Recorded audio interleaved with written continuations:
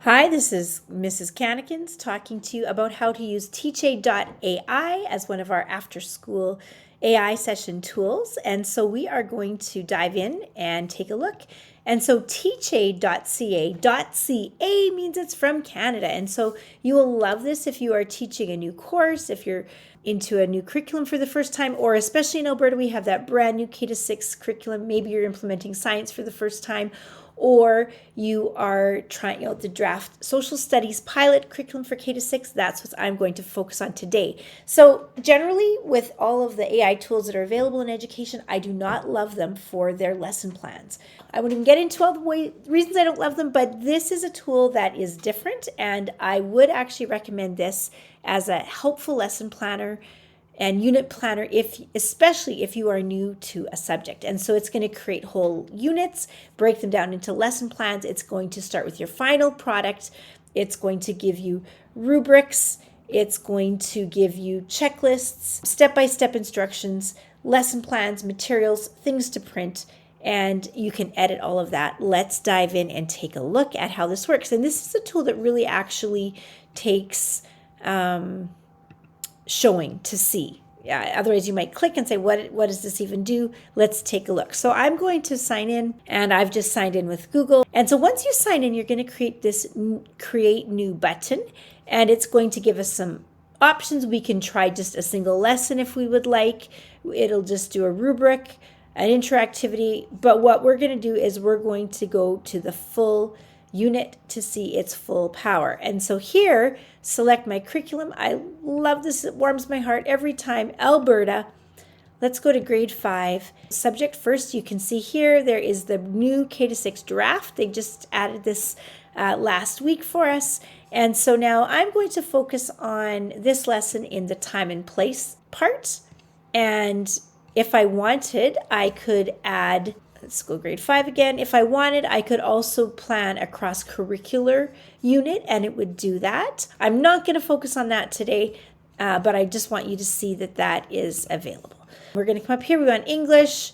I want to do the geographical features part.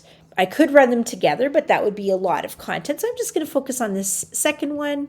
I've got ahead of time, and I know that this will be a chunk that I want to do together when I looked at the curriculum. So actually, if I go over to the curriculum right here, how has geography contributed to the development of civilizations and empires?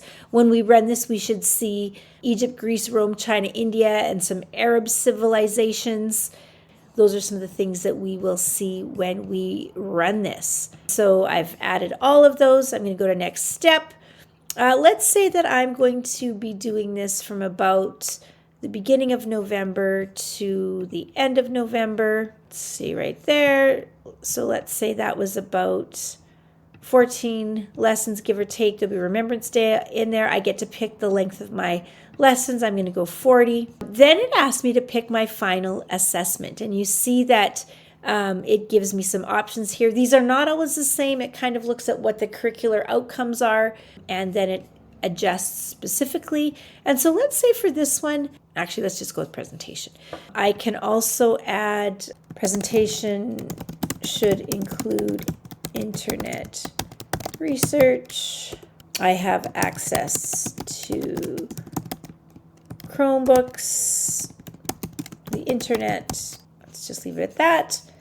I can add a theme on top of this. Now, because Ancient Civilizations is here, I'm going to click that. But if we wanted to focus on the exploration part or even environment, we could add another layer over top. I'm just going to leave it at that. Here is a review of all the things, 14 lessons, 40 minutes. Okay, let's generate. All right, so it's starting to do its work. You'll notice here that we are going to have 3 different categories. It's going to give me a lesson, a unit plan first with some goals. It's going to give me my final assessment at the beginning, and then it's finally going to generate lessons for me with materials to use. So here comes the unit description. And so it's taking that all right from my curriculum. It talks about using visuals, hands-on mapping activities. Final task includes an internet-based research project. allowing students to synthesize and display their learning. Okay, then you'll see it gives me learning goals. You can see they are the specific expectations are directly from the curriculum. I can edit these if I would like. You see that it gives success criteria. That's student success criteria with I can statements. Again, I could edit any of those.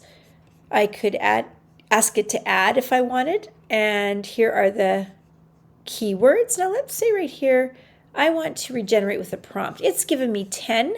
I'm going to say add 10 more terms. There we go. And of course, it is always happy to oblige.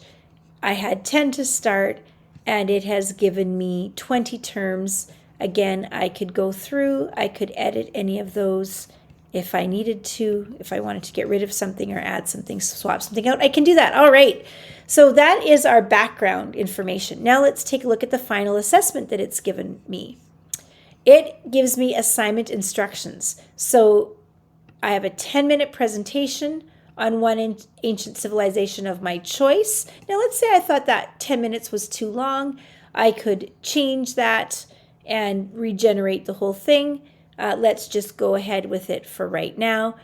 It's got required materials, and then I love this part that it gives the steps. So choose, research, create your visual aids, compare with modern day, plan, and then it has an example structure, intro, geo, setting, ag, social economic impact of environment. If I go back to my curriculum, you'll see that that all maps nicely. Create, evaluation criteria, which should match the rubric that we're going to see in a bit. And then look at this. I love the student checklist. It gives me step-by-step instructions that are quite specific. Again, I can ask for more detail if I'd like to regenerate, but it is a nice student-facing checklist. And then I can finally regenerate. I can add criteria if I would like. I can edit any of these if I want to change them. Now, is this rubric going to be perfect? Probably not, but I love that I get a start, and it's much easier for me to edit than to start from scratch. Okay, I can regenerate that if I would like. I could say give me 5 levels or 3 levels if I wanted to change that, and then finally I can download that if I would like. And the last thing, but certainly not the least, just a note here that I can create differentiations if I want. So for example, if you're doing multi-graded classrooms like a lot of the classes in my district, and I wanted to put this at a 4th grade or a 6th grade level because we're all doing this together, make it a little bit more easy or difficult, I could do that and it will regenerate. I'm going to just skip that. And then I'm going to go into lessons and materials. So you'll see here it's given me 14 lessons. This is how it would break them down. It has generated the first materials for me. So this is the lesson creator. Now what I love is that I get choice in this. I can customize right off the bat. Today we're just going to have it auto-generate, and I can still do some customization within that. So it's creating my activity. There we go. So I can actually start by looking at the introduction. Very simple. Let's say I want to add an image for ancient civilizations. Maybe I just pick one of these, change the layout. Oh, it deleted my information. Usually it keeps the text in there. All right, so then I go to my intro activity. Now, here is my slide. So what makes a civilization? You'll notice here this is an inquiry-based question, gets us thinking, and if I scroll down, you'll notice that it has instructions. It has speaker notes. All right, class, this is what we're going to do. It gives me examples.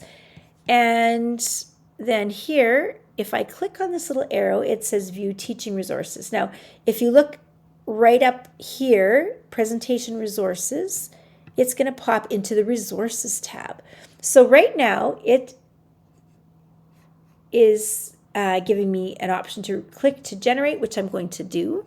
So it's going to generate resources for that interactivity. It's going to create a handout. So while it's doing that, you'll notice here is the presentation. It's the question, and now it is generating the resource for that. And there it goes. It's a discussion guide. It gives me a couple discussion questions. It tells me anticipated student responses with some teacher response, some probing questions. It lets me slide these around. I can change the order if I like. And I can delete. Let's say I don't like that one at all. I can just delete that one. And it changes it up for me. I can change any of the text within these parts. And then I probably would leave myself with 2 because I don't need 4 probing questions at the grade 5 level. It's given me that, and I now have some really detailed information. Okay, let's go back to my presentation.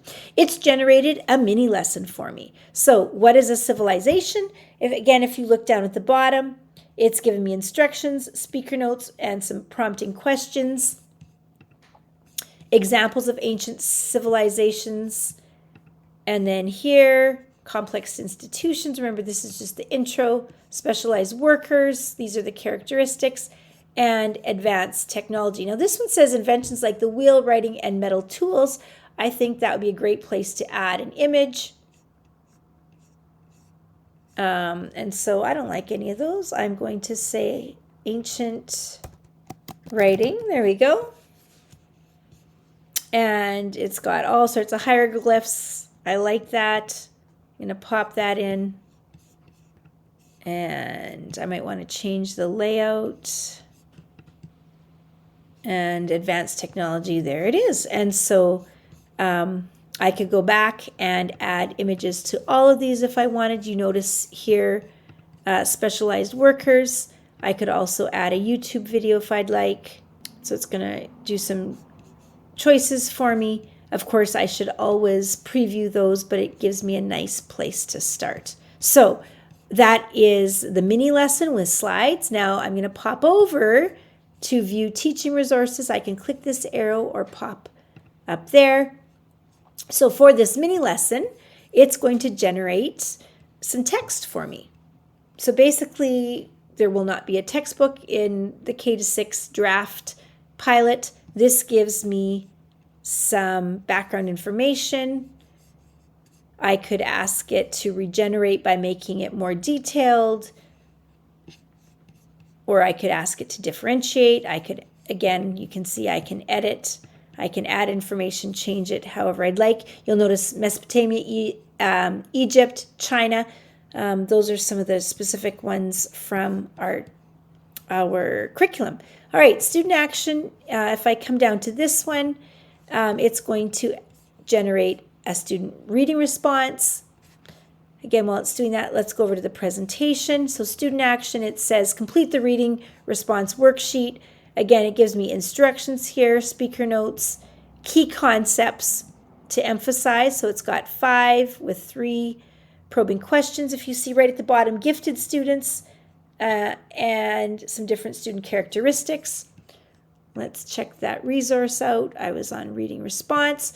So here it has given me a reading response piece. I don't love that it gives it in one great big paragraph, so I can break that up and I can make that a little easier to read. If I want, I can add sections. So if I click over here, I can add, so if I just say number question with lines, it's going to put it at the top.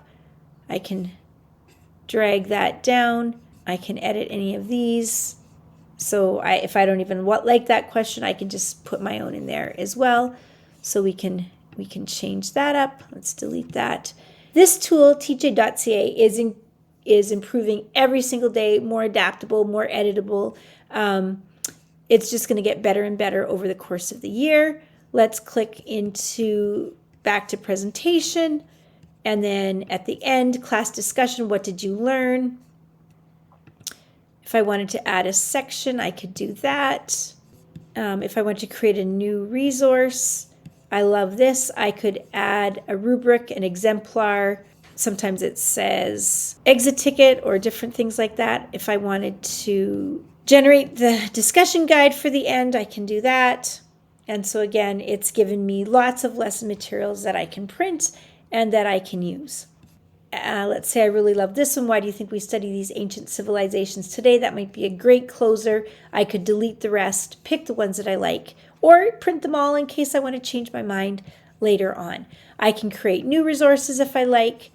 I just clicked on that actually and showed you, so let's just go back here. Now, presentation, I can start from the beginning, I can start from the current slide, and one of the downfalls at this point is that it isn't currently available in Google Slides or PowerPoint. I know that's coming, and so that will be helpful when that comes as well. So if we go back to the unit, we saw our unit plan, the final assessment, lesson material and interactive material.